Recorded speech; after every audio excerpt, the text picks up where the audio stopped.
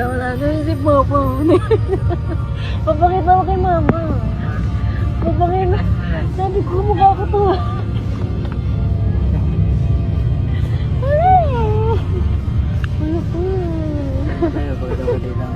Isang hindi inaasahang pagkikita ang naging katuparan ng matagal nang hinihintay ni Jinky Partolan na muling makita ang kanyang ama matapos ang 20 taon.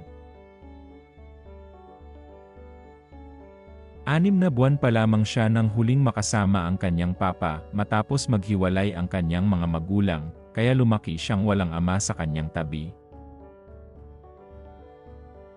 Noong 2025, muli silang nagkaroon ng contact sa pamamagitan ng messenger at video call. Ngunit hindi natuloy ang plano nilang magkita ng personal, at December 2025 pa ang huli nilang komunikasyon. Akala ni Jinky, matatagalan pa bago niya muling makita ang kanyang ama. Pero noong July 27, 2026, habang pauwi sila ng kanyang boyfriend mula sa isang beach resort sa Cavite sakay ng bus papuntang PITX. Hindi niya inaasahang makikita niya ang kanyang papa sa parehong bus. Tulog siya at nakasandal sa balikat ng boyfriend niya nang bigla niyang naisipang kunin ang kanyang headset. Sa halip na headset ang makita niya, ang kanyang ama pala ang nasa kabilang bahagi ng bus. Agad niyang tinawag ang kanyang papa at nang magkatitigan sila, sinabi niya, "Ako, to, si Jinky." Napatanong ang kanyang ama, "Ikaw yan? Anak? Ikaw ba talaga yan?" Habang umiiyak, paulit-ulit na sinabi ni Jinky, "Papa, ako to."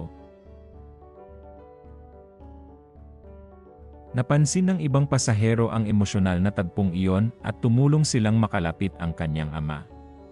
Pagkaharap nila, agad silang nagyakap. Saglit lamang ang kanilang pagkikita dahil kailangan nang bumaba ng kanyang papa.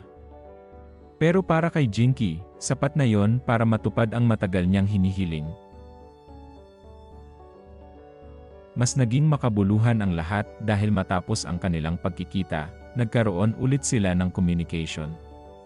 Nakuha ni Jinky ang cellphone number ng kanyang ama at muli rin silang nagkausap sa messenger at nag-video call. Ngayon, nagpaplano na rin silang magkita ulit ng personal. Ayon kay Jinky, wala siyang sama ng loob sa kanyang ama at ang tanging hiling niya ay mas magkaroon sila ng oras para magkasama at mas makilala pa ang isa't isa. Para sa kanya, hindi man planado ang kanilang pagkikita, tila itinadhana silang magtagpo sa loob mismo ng isang bus.